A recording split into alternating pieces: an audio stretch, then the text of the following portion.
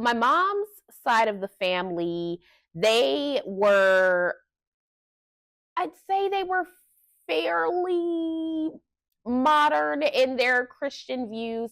Yes, they went to a church that was very strict in a lot of their teachings, and uh, independent fundamental Baptist churches tend to be very legalist in the way they operate. But my family, specifically talking about my mom's side, they were more so the type like, we go to church to hear the word. Maybe we, go to a couple functions related for church, but like we don't necessarily take everything we hear from the podium and apply it in our day-to-day lives. And that also has a lot to do with the fact that Baptists tend to believe in the doctrinal belief of salvation through faith alone versus salvation through works, which is night and day from my dad's side of the family, where they were in a much more militant Christian denomination who did not believe in salvation through faith alone. Whereas, as long as you proclaim Jesus as your Lord and Savior, like you're good type of thing, they belong to a religion where it was very much salvation through works, where you had to live your life very strictly in accordance with their rules in order to have a chance at salvation, essentially. So I would say that they were about as polarized as you could get under the Christian denomination in terms of how they practice. My mom's side was pretty modern, pretty flexible, pretty liberal. My dad's side, because of the religion they were a part of, it was a lot more strict and less flexible.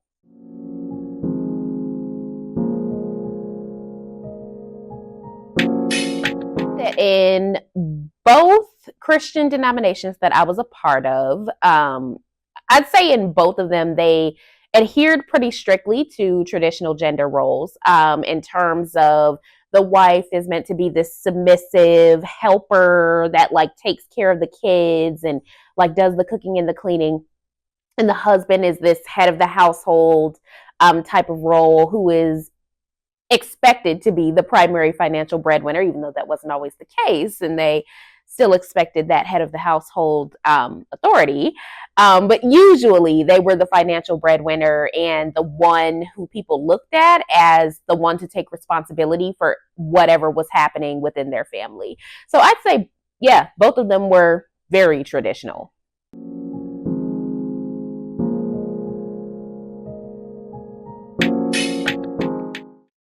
So both religions were very traditional in their gender roles, which meant no, women were not able to take on actual leadership roles. So with my mom, her church, women were able to lead Sunday school or be teachers or be like on planning committees for events and things, but they certainly were not giving the Sunday sermon. They certainly were not making any executive decisions over the congregation or the church. And then with my dad's side of the family, in their faith, women were able to take leadership roles within the ministry. They did not have Sunday school, so that wasn't an option.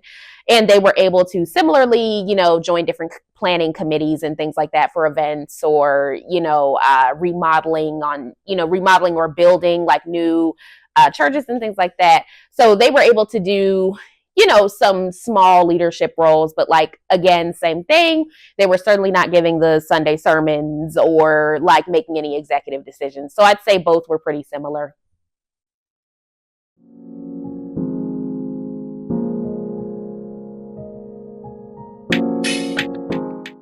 I will say that I unfortunately was drinking the Kool-Aid for many years until I eventually left organized religion as a whole, still identifying as Christian, non-denominational, but just not having like a set church home to not have to be bothered with the politics and the often toxic culture within churches.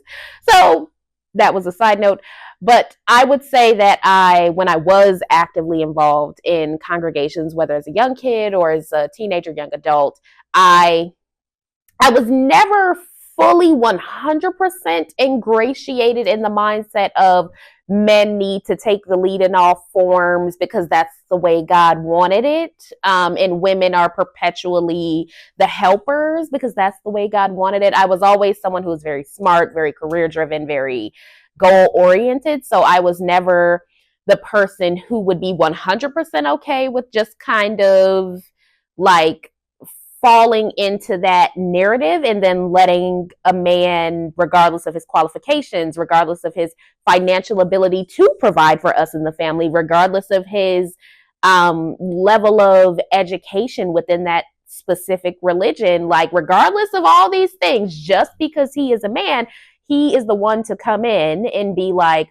oh, you have to now submit to me in all areas. You have to let me take the lead over how's our family Bible study going? What are we going to pick? How often are we going to do it? Where are we going to live? You know, how are we dividing the finances if we're dividing the finances? And like, what are we, you know, spending money on? And just all of that. Like, I just never wanted to let a man have that level of control over me. But I was of the mind of like, okay, well, even though I know that I'm someone who's very driven and I know that I want a career, I guess I could basically shrink myself and allow a man to come in and be the head of the household as long as he takes my ideas into consideration, but I'm okay with not having final say.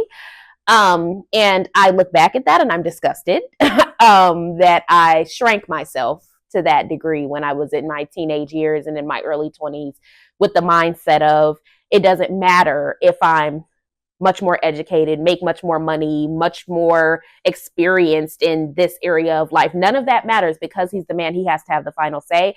I hate that I fell into that, but you know, it is what it is. And that's what happens when you grow up in a religious family and you don't really have a choice but to be religious for so many years. So